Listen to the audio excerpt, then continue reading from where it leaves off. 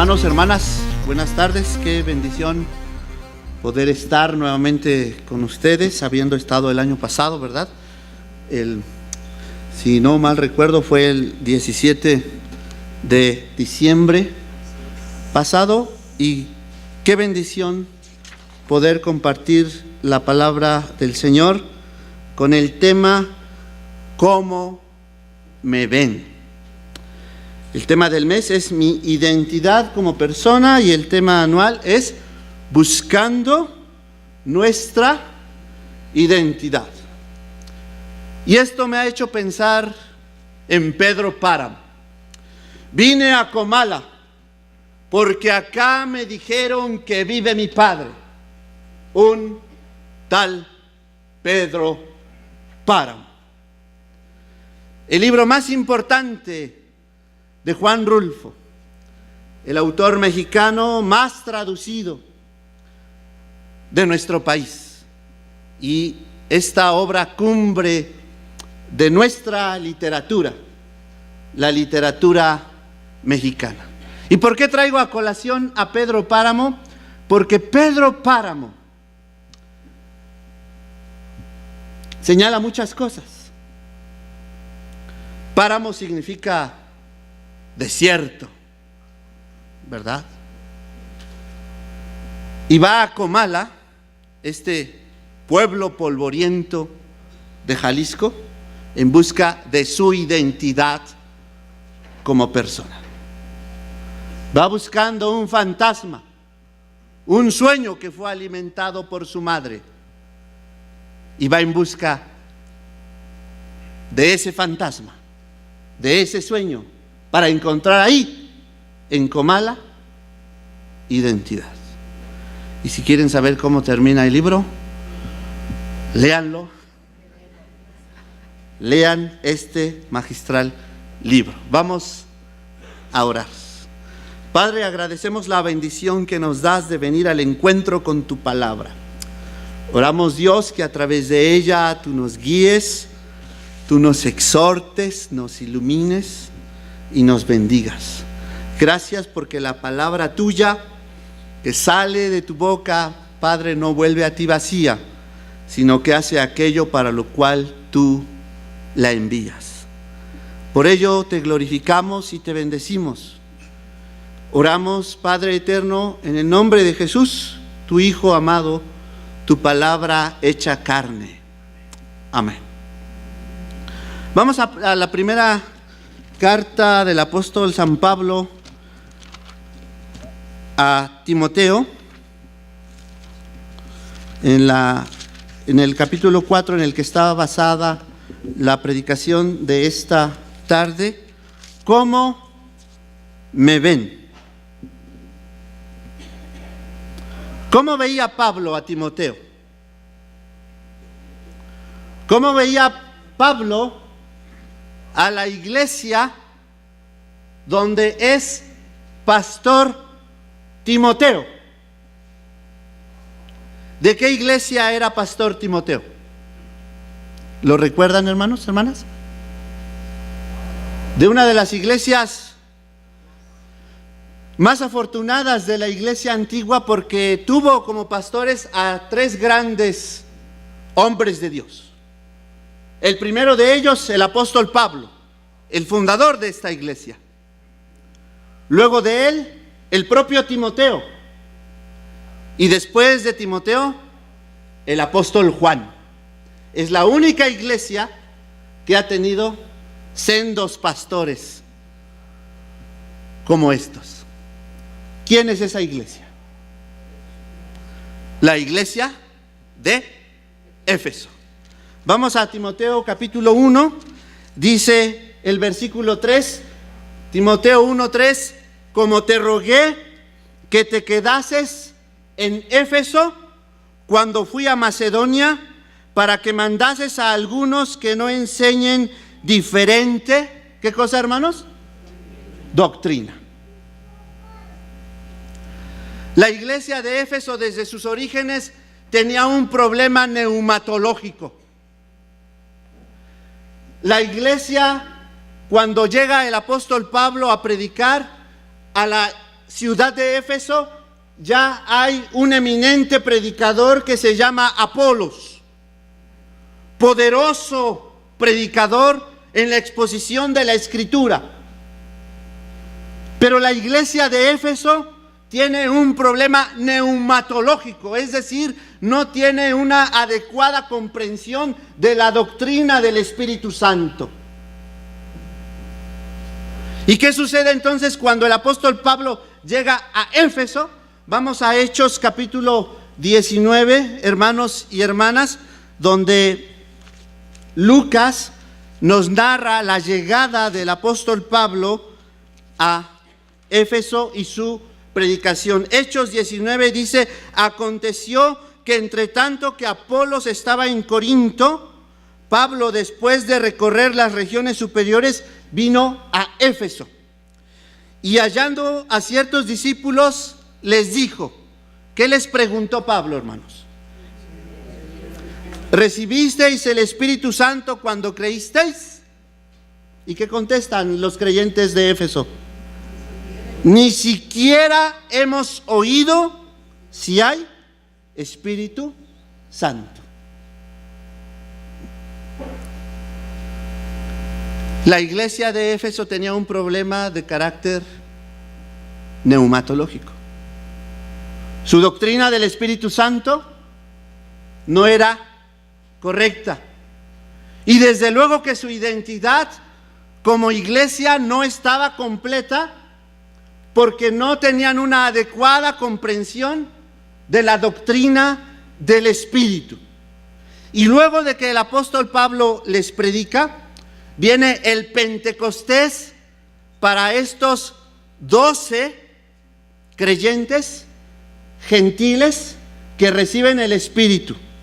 Dice el versículo 5: cuando oyeron esto, fueron bautizados en el nombre del Señor Jesús, y habiéndoles impuesto Pablo las manos, vino sobre ellos el Espíritu Santo, y hablaban en lenguas y profetizaban.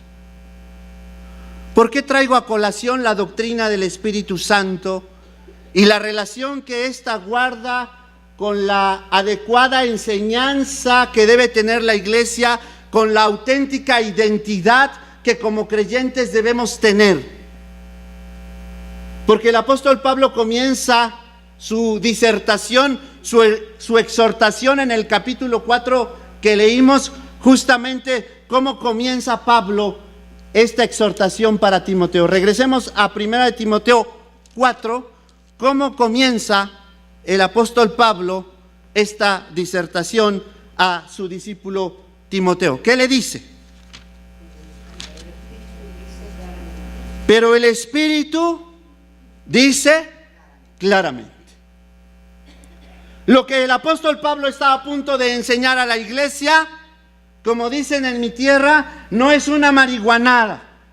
No es algo que el apóstol Pablo está sacando de la manga y que quiere sorprender a los creyentes de la iglesia donde Timoteo es el pastor, la iglesia de Éfeso.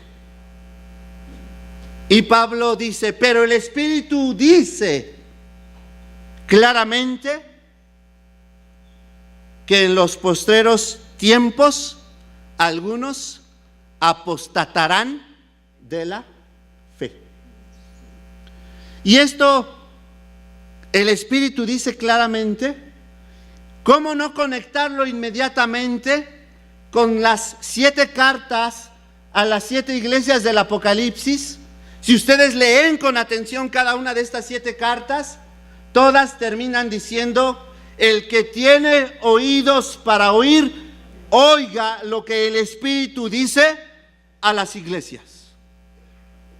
Y una adecuada identidad como creyentes y como iglesia comienza de la escucha atenta a la palabra de Dios, a la palabra que fue dada por el Espíritu Santo. De tal modo que cuando el apóstol Pablo no está dándole una recomendación cualquiera a Timoteo diciéndole, porque yo soy el apóstol Pablo, tienes que escucharme. Esa no es la autoridad que proviene del apóstol Pablo.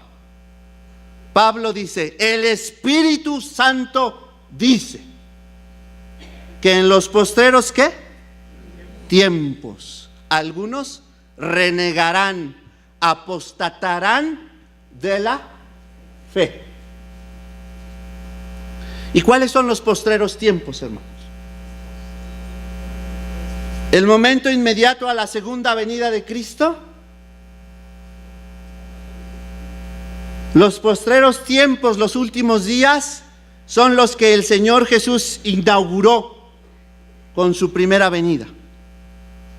Por eso el libro de Hebreos capítulo 1:1 dice, Dios, habiendo hablado muchas veces y de muchas maneras en otro tiempo a nuestros padres por los profetas, en estos últimos días nos ha hablado por el Hijo, a quien constituyó heredero de todas las cosas y por quien asimismo hizo el universo. De tal manera que los apóstoles tenían el entendimiento de que los últimos tiempos, los postreros días, eran ese periodo inaugurado por la primera venida de Jesucristo, y hoy son los postreros tiempos. ¿Y qué está sucediendo en esta época? ¿Qué estaba pasando en la iglesia de Éfeso? En la iglesia donde Timoteo es el pastor. Dice, algunos, ¿qué va a suceder con algunos? Apostatarán de la fe, escuchando, ¿qué cosa, hermanos? Escuchando a espíritus engañadores y a doctrinas de demonios. La iglesia está llena de esto en la actualidad. Ustedes saben que Primera de Timoteo, Segunda de Timoteo y Tito constituyen un conjunto de escritos del Nuevo Testamento que se conocen como las epístolas pastorales. Y las epístolas pastorales tienen como contenido común la defensa de la auténtica fe. El gran peligro que está enfrentando esta iglesia todavía apostólica, porque todavía está la primera generación de discípulos de Jesús, ya está enfrentando el tremendo desafío de que la fe está siendo tergiversada, de que la fe está siendo trastocada, de que la fe no es auténtica. Y por eso es bien interesante, vamos a regresar al capítulo 1, lo que Pablo le dice a Timoteo. Versículo 3 que leímos hace un momento, como te rogué que te quedases en Éfeso cuando fui a Macedonia, para que mandases, ¿qué cosa? Dice, a algunos que no enseñen, ¿qué? Diferente doctrina.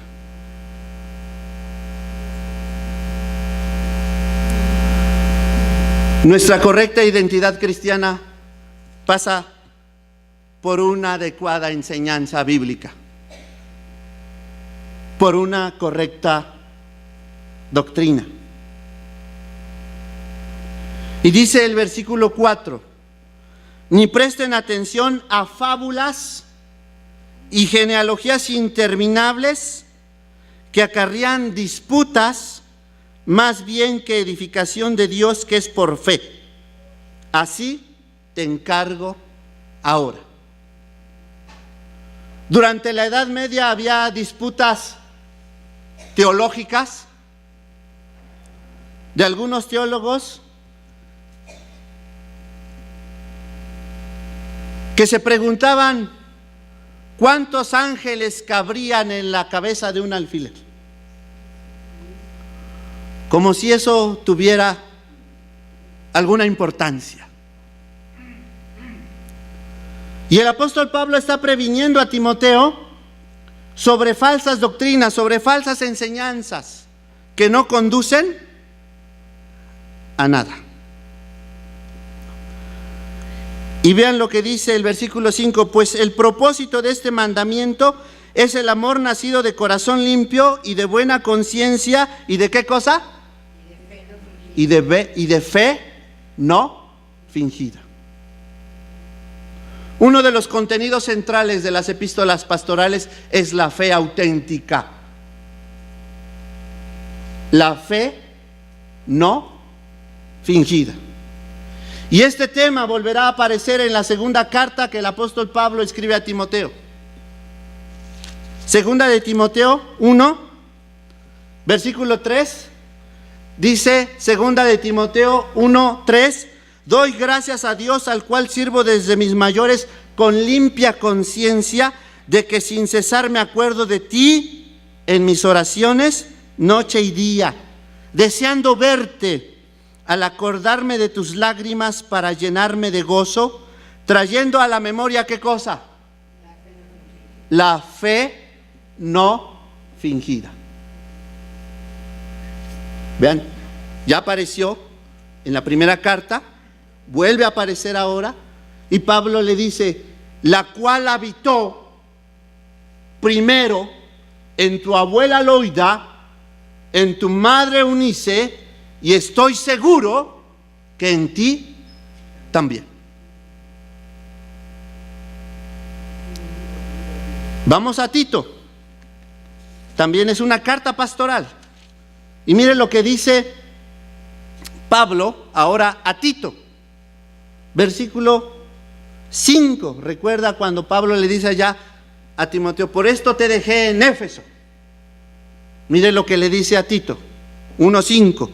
Por esta causa te dejé en Creta, para que corrigieses lo deficiente y establecieses ancianos en cada ciudad, así como yo te mandé.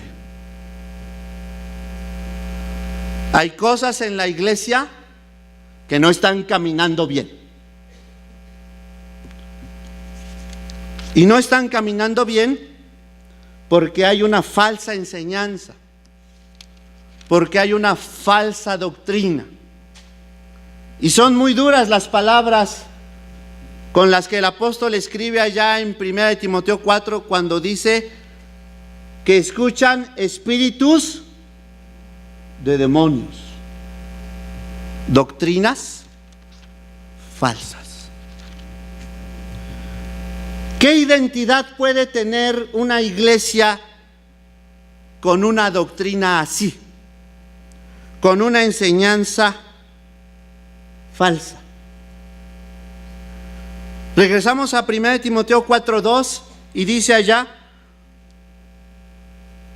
por la hipocresía de mentirosos, que teniendo cauterizada la conciencia, prohibirán casarse y mandarán abstenerse de alimentos que Dios creó, para que con acción de gracias participasen de ellos los creyentes y los que han conocido la verdad. Dos eran los desafíos que estaba enfrentando esta iglesia: las falsas doctrinas, las falsas enseñanzas, la fe fingida, la hipocresía. Recuerden que hipocresía viene de hipócrites, que significa en griego usar una máscara. Enuncia la falsedad. ¿Quiénes estaban prohibiendo casarse? Esta era una secta que había surgido, una secta muy perniciosa que se llamaba el gnosticismo. Del griego gnosis, con G al principio. La gnosis. Gnosis en griego significa conocimiento. Y los gnósticos enseñaban que todo lo material era malo, y que solo el Espíritu era bueno, que la salvación se obtenía abandonando el cuerpo malo, porque el cuerpo era la cárcel del alma, y que la salvación se obtenía por un conocimiento oculto que no era para todos. De ahí el nombre de la secta, Gnosis. Y entonces, como el cuerpo es malo, por eso dicen, prohibirán casarse. Y el otro desafío era el desafío de los judaizantes. Estos que dice, mandarán abstenerse de alimentos que Dios creó. Esta es otra secta que Pablo también combate, especialmente en la carta a los Gálatas. Los que quieren hacer que la iglesia sea judía. Y hoy pueden mirar muchas iglesias que meten elementos del judaísmo dentro de la liturgia. Comienzan con la estrellita de David, y luego el aceite y el agua del río Jordán, y no sé qué tantas cosas, el cuerno, ¿no? Ciertas danzas hebreas, pensando que así son más auténticamente creyentes. Y Pablo está combatiendo esto. La fe falsa, las falsas doctrinas, las falsas enseñanzas perniciosas, todas ellas. Y Pablo dice en el versículo 4, porque todo lo que Dios creó es, ¿cómo? Bueno. ¿La creación es mala? ¿El mundo material es malo? No. El libro de Génesis, luego de que Dios va creando cada obra, en el capítulo 1 dice, y vio Dios que era bueno. Y luego de que crea al ser humano, dice, y vio Dios que era bueno en gran manera. Todo lo que Dios ha creado es bueno. Y Pablo está combatiendo entonces esa herejía. Y nada es de desecharse, dice Pablo, si se toma con acción de gracias, porque por la palabra de Dios y por la oración es santificado. Frente a este grupo que estaba enseñando doctrinas falsas en la iglesia, ¿qué le dice Pablo a Timoteo en el versículo 6? ¿Cómo dice allá? Primera de Timoteo 4:6.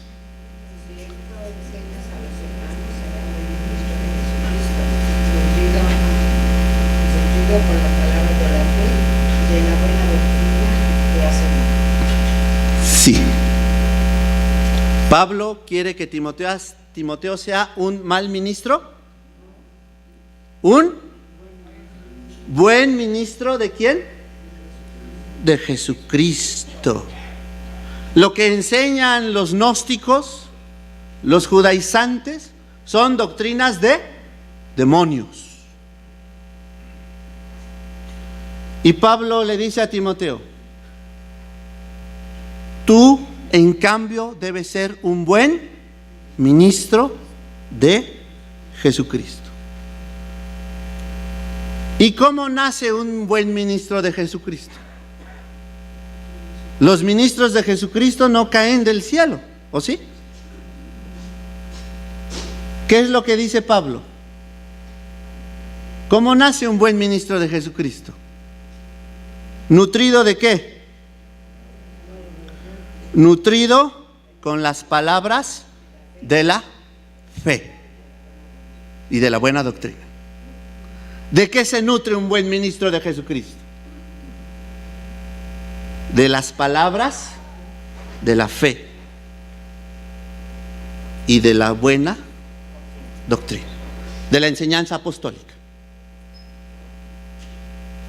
Y aquí encontramos ecos del profeta Jeremías, por ejemplo, cuando Jeremías 5:6 dice: hallé tus palabras y las comí. O de Ezequiel 3:3, que dice: tomé ese libro en mis manos y lo comí. O de Juan de Patmos, Apocalipsis 10:10, tomé ese librito en mis manos y lo comí. La palabra del Señor debe degustarse, hermanos y hermanas. Y por eso dice Pablo que esta palabra, ¿qué hace? Nutre, ¿no es cierto? Quiero leer este mismo texto en la traducción en lenguaje actual.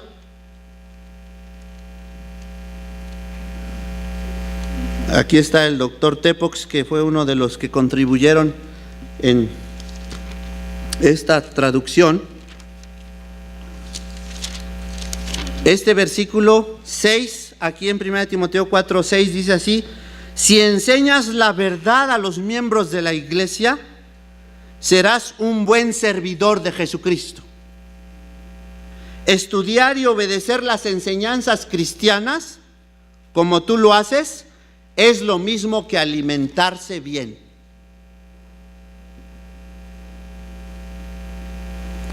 ¿Cómo nos estamos alimentando como iglesia?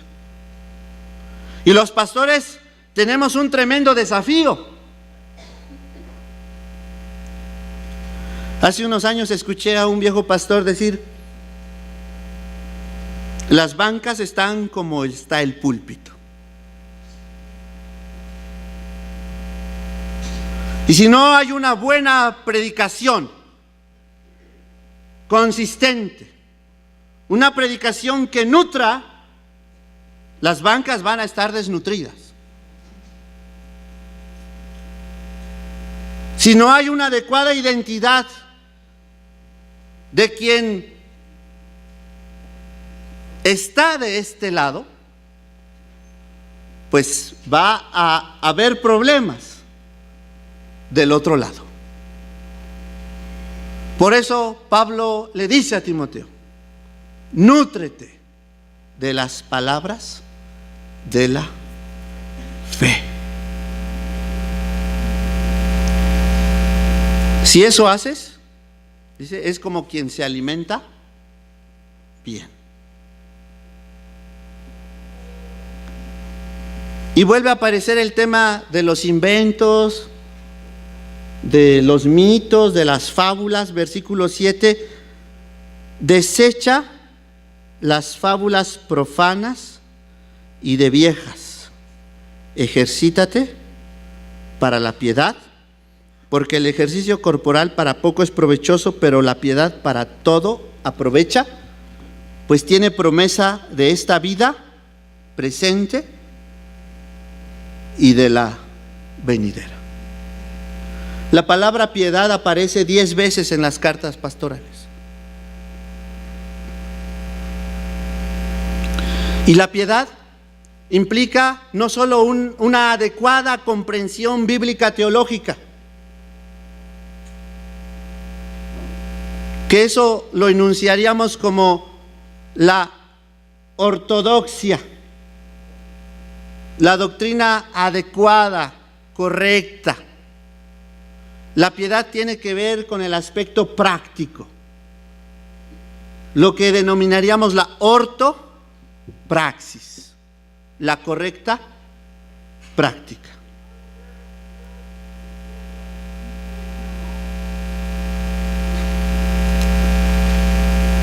Y el apóstol Pablo está muy preocupado no solo en que la iglesia tenga una adecuada comprensión bíblica, una sólida enseñanza, también una práctica consecuente con ese conocimiento, con esa enseñanza. Si no, las cosas no van a funcionar.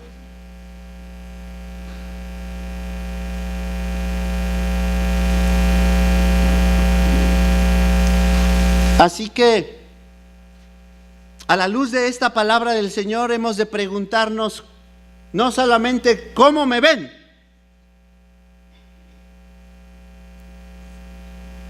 sino cómo me veo yo en el espejo de las Escrituras. Porque los demás podrán vernos muy bien, pero ¿cómo me veo yo en el espejo de las Escrituras?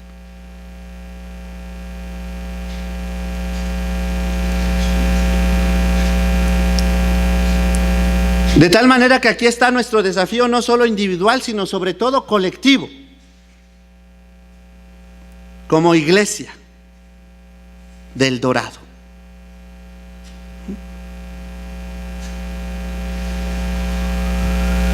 Luego dice el versículo 11, esto manda y enseña.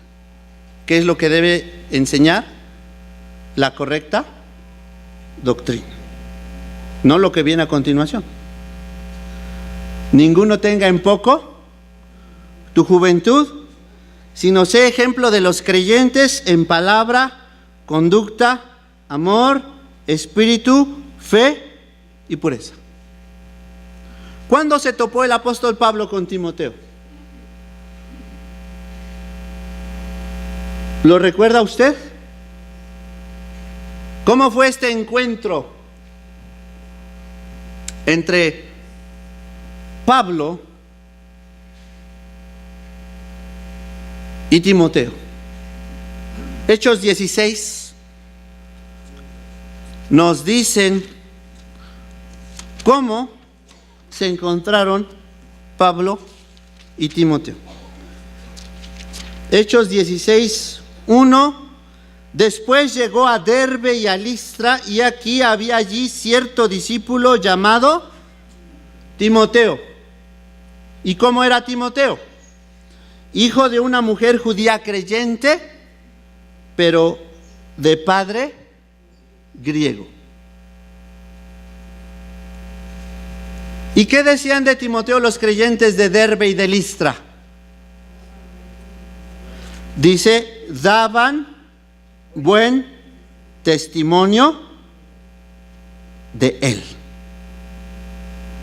Los hermanos que estaban en Listra y en Iconio. Es decir, hablaban bien de él, de su fe auténtica, de su fe no fingida. ¿Y quiénes habían forjado a este hombre para que la iglesia diera buen testimonio de él? Su madre,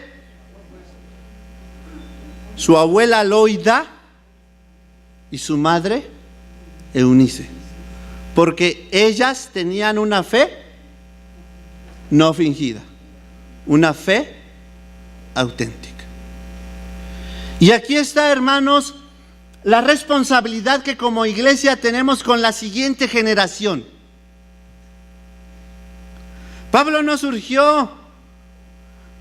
Timoteo no vino así como de generación espontánea, no cayó del cielo.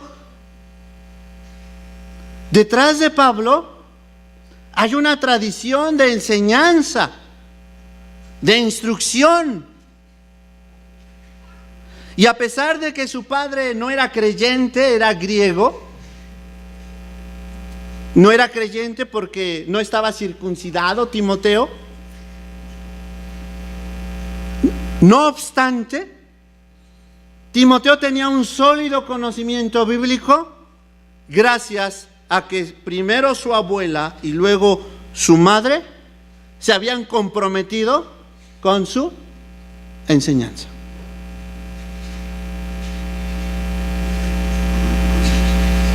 El pastor Edesio Sánchez, el doctor Edesio Sánchez, una ocasión que fue a predicar en una iglesia donde yo era pastor, decía, ¿quiénes educan a nuestros niños?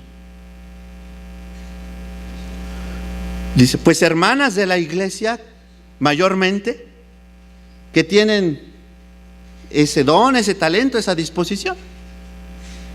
Y a la iglesia, ¿quién la educa? La iglesia mayor, decía el doctor Edesio, el pastor. Y el doctor Edesio decía, esta es una injusticia. Pues como los adultos son los que le pagan al pastor, pues ellos son los que tienen al mejor maestro, porque ya fue al seminario, ya estudió. Y a los niños, pues como ellos no son los que no pueden pagar, pues están hermanas que están ofreciendo un servicio, sí, pero a la iglesia mayor la atiende el pastor, el que se supone que es en la iglesia el más estudiado, el más versado en la Biblia. Así que algo tienen que estar haciendo nuestras iglesias, algo tenemos que estar trabajando dentro de esta nuestra identidad cristiana para producir creyentes como Timoteo. Creyentes donde exista una fe no fingida.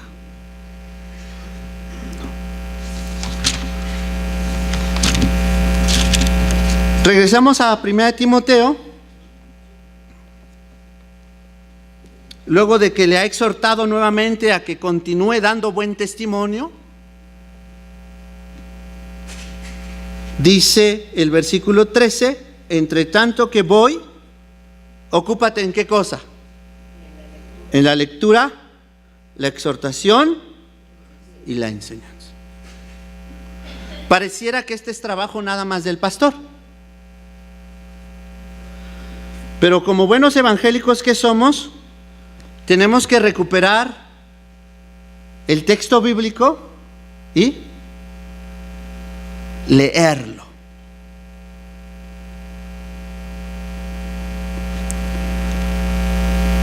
Hay que volver a estudiar el texto bíblico.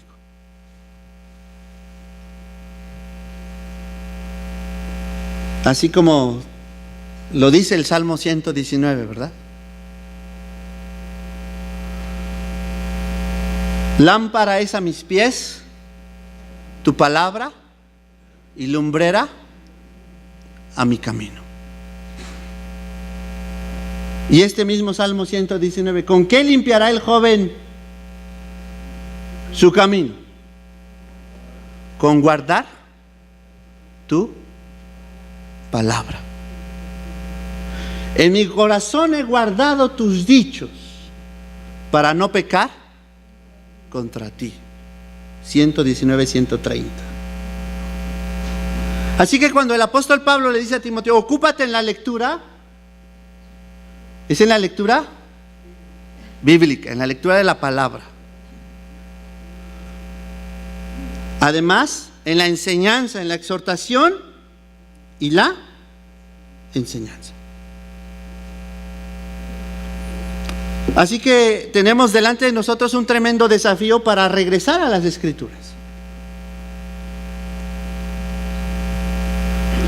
Si como iglesia somos buenos lectores y buenos estudiosos de la Escritura, el pastor va a hacer lo mismo. Porque no vamos a venir a engañar acá a la iglesia y a sorprenderla. Porque la iglesia está educada. Porque la iglesia es conocedora de esta palabra de Dios. Por eso acá lo importante no solo es cómo me ven, cómo me veo en el espejo de las Escrituras.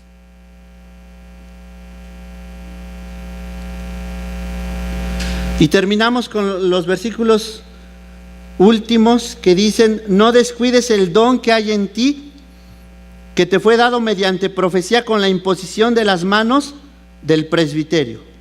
Ocúpate en estas cosas, permanece en ellas, para que tu aprovechamiento sea manifiesto a todos. Ten cuidado de ti mismo y de la doctrina. Persiste en ello, pues haciendo esto te salvarás a ti mismo y a los que te oyeren. Así que el gran desafío a la luz de las cartas pastorales es guardar el depósito de la fe, reproducirlo, asegurarnos que la siguiente generación tenga un sólido conocimiento bíblico y teológico, como la abuela y la madre de Timoteo. Que nuestros hijos y nuestros nietos tengan una fe no fingida, para que no presten oídos a enseñanzas falsas, perniciosas.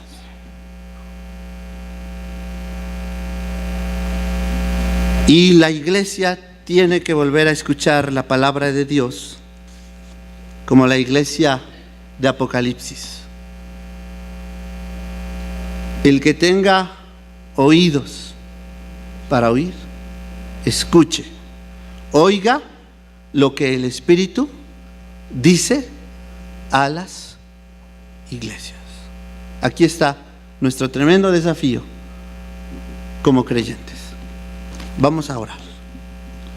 Padre, agradecemos tu palabra.